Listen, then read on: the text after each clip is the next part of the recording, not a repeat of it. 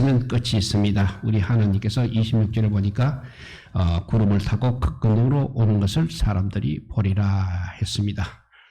예수님은 십자가에서 죽으시고 부활하시고 이제 감난산에서 이 땅을 떠나 승천하셨다가 다시 재림의 주로서 오실 것입니다. 하나님 보좌 우편에 계시는 예수님은 재림주입니다. 하늘로 가신 그대로 영광의 몸을 입으시고 반드시 다시 오실 것입니다. 문제는 이습 우화에 나오는 양치기 소년을 닮은 많은 나쁜 지도자들 때문에 근절한 종말 신앙이 많이 허물어지고 있다는 사실입니다. 양치기 소년과 늑대 이야기는 우리 모두가 너무나 잘 알고 있는 이야기입니다. 옛날에 산 위에서 양을 치는 소년이 살고 있었습니다. 양을 치는 소년이 양을 치다가 지루하니까 이제 재미난 일을 꾸미게 됩니다. 소년은 늑대가 나타났다 하며 소리를 질렀습니다. 소년의 소리를 듣고 산아래 사람들은 늑대를 막으려고 산 위로 급히 올라오게 됩니다. 하지만 아무리 둘러봐도 늑대가 보이지 않는 것입니다. 그래서 양치기 소년에게 물어봅니다. 늑대가 어디 있느냐? 소년이 대답을 합니다. 커다란 늑대가 왔다가 저리로 가버렸습니다. 그 말을 듣고 사람들은 마을로 내려갔습니다. 며칠 뒤에 또 양치기 소년은 장난을 쳤습니다. 늑대가 나타났습니다. 누가 도와주세요. 마을 주민들은 처음처럼 또 반응을 했습니다. 그리고 얼마간의 시간이 흘렀습니다. 이번에는 정말 늑대가 나타났습니다. 덩치도 크고 이빨도 날카로운 늑대가 양을 잡아버렸고 온 것입니다. 그래서 소년이 마을을 향하여 소리를 쳤습니다. 늑대가 나타났다. 이번에는 진짜입니다. 라고 소리를 쳤습니다만 마을 사람들은 전혀 반응을 하지 않았습니다. 양치기 소년이 또 거짓말을 하고 있구나 하며 그렇게 생각을 했던 것입니다. 그 결과는 뻔한 것입니다. 많은 양들이 늑대에 의해서 잡혀 먹혔고 큰 피해를 보았습니다. 소년은 엉엉울면서 다시는 거짓말을 하지 않겠노라고 다짐하면서 이 이야기는 마치게 되는 것입니다. 우리 예수님의 재림도 이와 같다는 것입니다. 그동안 양치기 소년과 같은 거짓 종들이 매우 많이 나타나서 예수님이 언제 재림하신다라고 했습니다. 이런 양치기 소년과 같은 두 사람을 한번 소개하고자 합니다. 예수님이 1844년 한 180년 전입니다. 1844년 10월 22일 다시 오실 거라고 주장한 사람이 있었습니다. 미국의 종교지사 윌리엄 밀러라는 사람이었습니다. 이 밀러의 추종자를 자칭 밀러파 사람들이라고 했는데 대략 5만에서 한 10만 명 되었습니다. 그 사람들은 예수님이 10월 20일, 그의 10월 22일에 오신다는 소리를 듣고 열렬하게 기다렸습니다. 어떤 사람들은 심지어 자신의 재산을 다 팔기까지 했습니다. 하지만 결과는 예수님은 그해 10월 20일에 오시지 않으셨습니다. 윌리엄 밀러를 따르던 사람들은 실망하고 환멸에 빠지게 되었습니다. 그런 일이 또 우리나라에도 일어났습니다. 다윗 성교의 이장윤 목사라는 사람입니다. 80년 후반에 출판한 이장윤 목사의 저서 다가올 미래를 준비하라 해서 다가오의 다자와 미래의 미자를 세서 따와서 다윗 성교회라는 이름을 붙여서 활동하면서 성도들을 미혹했습니다. 그는 1992년 10월 28일 24시에 예수님이 오신다고 해서 정말 한국을 시끄럽게 했습니다. 당시 KBS, MBC, SBS에서 마감 뉴스로 이 문제를 다룰 정도였습니다. 그러니 얼마나 심각했을지를 아실 것입니다. 그때 다윗 성교에 들어간 사람들은 정말 엄청난 피해를 보았습니다. 이런 사람들이 모두 다 종말을 흔들어 놓았던 것입니다. 그래서 지금 한국교회는 건전한 종말 신앙이 흔들리게 되었습니다. 교회에서는 재림이라든지 휴거 또 종말이라는 단어를 잘 사용하지 않게 되었습니다. 재림에 대한 설교도 아주 듣지 못하게 된 것입니다. 재림에 대한 설교를 하게 되면 이상한 목사 취급을 하고 있는 것입니다. 이런 상태에서 우리 예수님께서 오신다면 어떻게 되겠습니까? 오늘 본문을 세 단락으로 나누어서 생각해 봅니다. 14절에서 20절은 환난 날에 대한 경고가 되겠습니다. 그리고 21절에서 23절은 거짓 그리스도에 대한 경고입니다. 또 24절에서 마지막 27절은 재림 예수에 대한 이야기가 되겠습니다. 먼저 환난 날에 대한 경고입니다. 19절 상반절입니다. 상반절 읽어보면 이런 그날들이 환난 날이 되겠음이라 했습니다. 예수님이 재림하시기 전에 이 땅에는 정말 엄청난 환난이 임할 것을 말씀하고 있는 것입니다. 오늘 본문 앞에서 예수님이 이 말씀을 하실 때 주 70년 예루살렘의 멸망에 대해서 1차적으로 말씀을 하시고 장차 재림 주로 오실 때 이를 동시에 말씀하셨습니다. 그러니 우리도 이 말씀을 볼 때는 주 70년 예루살렘의 멸망 그리고 예수님의 재림을 동시에 볼 수 있어야 하는 것입니다. 14절에 보면 멸망에 가증한 것이 서지 못할 것에 선 것을 보거든 읽는 자는 깨달을진즉 그때 유대에 있는 자들은 산으로 도망할지어다 했습니다. 14절에서 멸망에 가증한 것이 서지 못할 곳에 선 것을 보거든 이란 말은 주 70년 예루살렘 성년이 티투스 장군이 이끄는 로마 군대에 무참히 짓밟히고 거기에 우상의 제단이 세워질 것을 예언하신 말씀이 되겠습니다. 이때 유대에 있는 사람들은 산으로 도망하라고 했습니다. 창세기부터 산은 전쟁이나 재난이 났을 때 도피처가 되었습니다. 그래서 또 15절에 보면 지붕에 있는 자는 내려가지도 말고 집에 있는 무엇을 가지러 들어가지도 말아라 했습니다. 일반적으로 이스라엘의 지붕은 기도와 휴식의 장소였습니다. 그런데 그곳에 있다가 집으로 내려가지 말고 집에 있는 무엇을 가지러 들어가지 말라는 것입니다. 16절에 보면 밭에 있는 자는 겉옷을 가지러 뒤로 돌이키지 말지어다 했습니다. 이스라엘은 일교차가 매우 심한 지역입니다. 그렇기 때문에 밤에는 반드시 긴 옷이 필수적이었습니다. 그런데 낮에 일하는 사람은 당연히 간편한 복장을 해야 하는 것입니다. 밭에서 일하던 사람이 겉옷을 가지러 가지 말라는 것은 삶에 있어서 가장 요긴한 것조차 포기하여 하나님의 심판을 피하라는 것입니다. 17절에 보면 그날에는 아이 뵌 자들과 젖먹이는 자들에게 화가 있으리라 했습니다. 이 말씀은 아이를 낳는 것이 나쁘다거나 아이를 낳지 말라는 그런 의미가 아닙니다. 전쟁터에서 임산부가 해산을 하려면 결코 쉽지 않는 것입니다. 또한 젖먹는 아이들이 아마 가장 큰 피해를 보게 되어 있는 것입니다. 지금 이스라엘과 하마스의 전쟁을 살펴보면 우리가 쉽게 알 수 있는 것입니다. 지난 12월 달에 로이터 통신에 의하면 최소 1만 8천 명 숨지고 4만 9천 명이 부상했다고 발표를 했습니다. 사망자 중 절반 이상이 어린아이라는 것은 우리 모두 알고 있는 사실입니다. 이렇게 임산부라든지 아이들은 재난을 당할 때 가장 피해를 많이 입는다는 것입니다. 18절에 보면 이 일이 또 겨울에 일어나지 않도록 기도하라고 했습니다. 우리나라는 겨울에 눈이 많이 내립니다. 그렇지만 이스라엘은 겨울이 바로 우기입니다. 그래서 비가 많이 내립니다. 비가 많이 오게 되면 아무래도 피난 가기가 쉽지 않는 것입니다. 이렇게 무서운 환난이 닥치지만 그 가운데서 감사할 것이 있습니다. 그것은 바로 하나님의 사람들을 위해서 환난의 날을 감해 주시겠다고 우리 하나님께서 약속하셨다는 것입니다. 그 말씀이 19절에서 20절에 있습니다.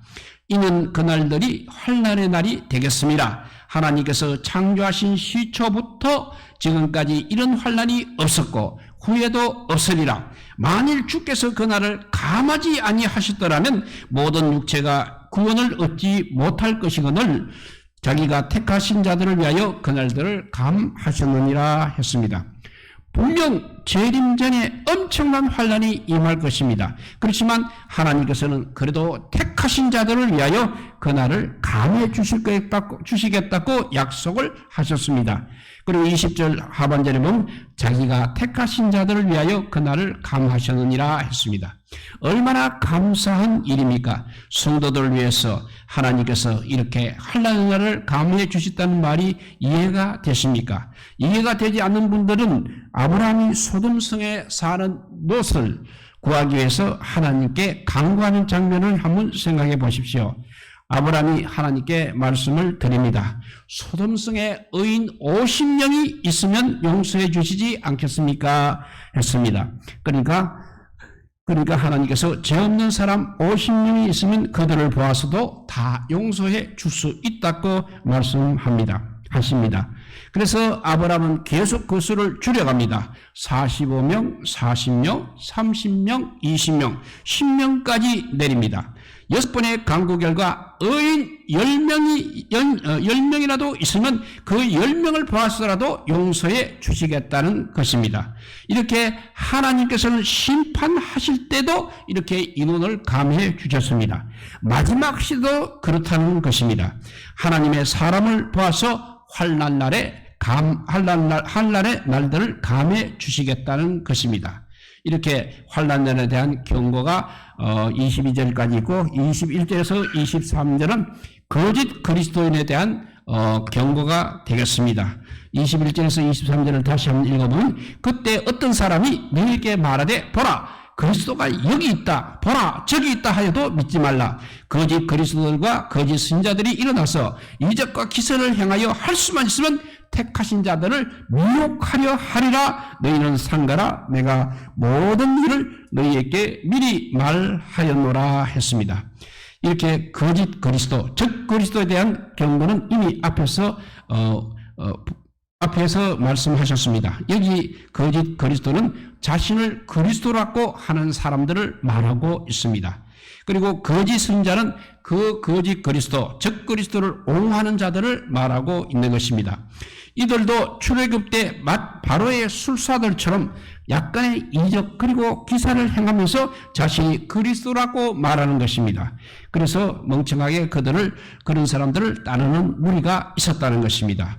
우리나라에도 이단이 많이 있습니다. 첫째는 국내에서 자생한 이단들은 보면 어떤 사람이 있는가 하면 영생교라든지 장막성전, 신천지, JMS가 국내에서 자생한 이단이라고 한다면 안식교, 몰몬교, 여호와의 증인은 해외에서 들어온 이단입니다.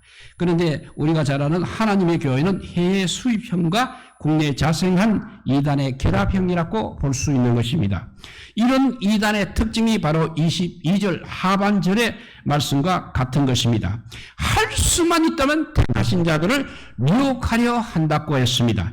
어떻게 하면 택하신 성도들을 미혹할까? 그들은 노력한다는 것입니다. 지금 신천지를 포함한 이단들이 누구를 노리고 있습니까? 바로 불신자들은 절대 노리지를 않습니다. 기존 교회에 열심히 다니는 사람들을 노리는 것이 신천지의 특징인 것입니다. 지금 다니는 성도에게 지금 이렇게 말합니다. 그 교회에 있다가는 당신은 구원을 받지 못한다고 미혹하여서 그 교회에서 성도들을 빼가는 것입니다. 여러분 이 사실을 분명히 명심하시기 바랍니다. 우리 교회 직분자요 열심히 다니도 불구하고 우리들에게 어디 가보자고 하고 거긴 또 성경 공부를 하자고 접근한다면 그 사람은 100% 우리들을 미혹하는 자임을 아시고 경계하시고 조심하시기 바랍니다. 이렇게 앞에서는 환난날의 경고가 있고 두 번째 거짓 그리스도가 많이 일어나니까 그에 대한 경고입니다. 마지막 24절에서 27절은 인자의 재림이 되겠습니다.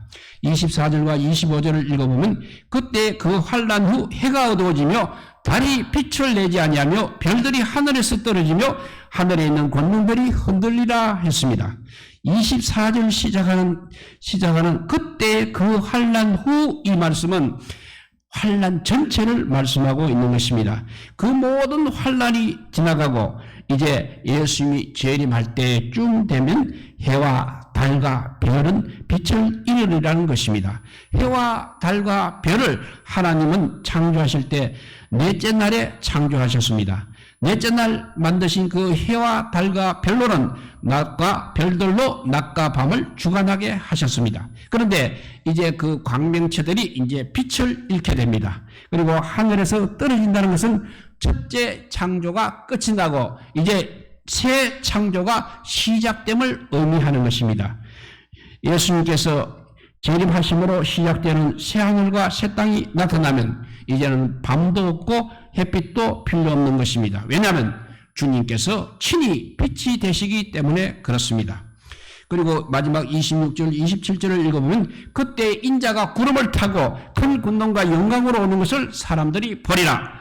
또 그때 그가 천사들을 보내어 자기가 택하신 자들을 땅 끝으로부터 하늘 끝까지 사방에서 모으리라 했습니다. 예수님께서 성천하실 때 약속하신 그대로 그 모습 그대로 오신다는 말씀입니다. 예수님이 성천하실 때의 장면은 사도행전 1장 9절에서 11절에 기록되어 있습니다. 한번 읽어보면 이 말씀을 마치시고 그들이 보는데 올리져 가시니 구름이 그를 가리어 보이지 않게 하더라. 올라가실 때 제자들이 자세히 하늘을 쳐다보고 있는데 흰옷 입은 두 사람이 그들 곁에 서서 이르되 갈릴리 사람들아 어찌하여 서서 하늘을 쳐다보느냐. 너희 가운데서 하늘로 올려지신 이 예수는 하늘로 가심을 본 그대로 오시리라 하였느니라 했습니다.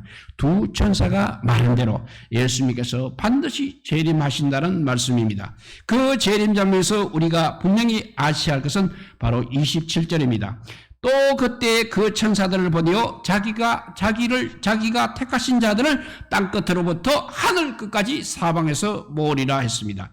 예수님께서 재림하실 때 예수님은 천사들을 보내어서 택하신 당신의 백성들을 다 모아서 이제 새로운 천국 공동체를 이루리라는 것입니다. 얼마나 감사한 말씀입니까? 마가복음 13장에는 크게 두 가지를 우리에게 말씀해주고 있습니다. 하나는 2000년 전에 이 땅에 오셔서 죽으시고 부활하시고 성철하신 예수님께서 다시 오신다는 재림의 소식입니다. 그리고 그러니까 재림하실 때가 역사의 마지막 때라는 것입니다. 다른 하나는 주님의 재림을 믿는 우리의 삶에 대한 자세에 대한 것입니다.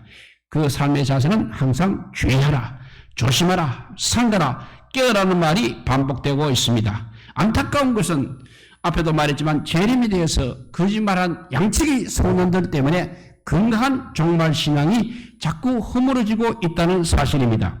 이제 주님의 재림을 기다리는 우리 모두는 항상 건전한 종말 신앙을 세우시고 예수님의 재림을 정말 사모하며 영적으로 깨어있는 삶을 살아가시기를 우리 주님의 이름으로 축복드립니다. 기도하겠습니다. 사랑의 하나님 감사합니다. 주님은 알파와 오메가라고 했습니다. 이제 천지 창조로 시작이 있었으니까 마지막 우리 예수님의 재림으로 세상 끝이 온다고 했습니다. 그리고는 새 하늘과 새 땅이 창조된다고 했습니다. 주님 감사합니다. 우리에게 그냥 이 세상에 잠깐 사는 이것으로 끝나는 것이 아니라 영원한 하나님 나라를 아버지 우리에게 허락하여 주신 그 크신 은혜에 감사드립니다. 그리고 우리가 죄 가운데 있음으로 해서 우리가 도저히 아버지 하늘나라에 갈 수 없는 사람들이지만 그래도 아버지 주님께서 육신의 몸으로 오셔서 이 땅에서 피 흘려 주셔서 우리 죄사함을 허락하여 주셔서 우리도 얼마든지 회개하고 죄사함을 받게 되면 하늘나라 백성이 될 수 있음을 가르쳐 준 것 감사합니다.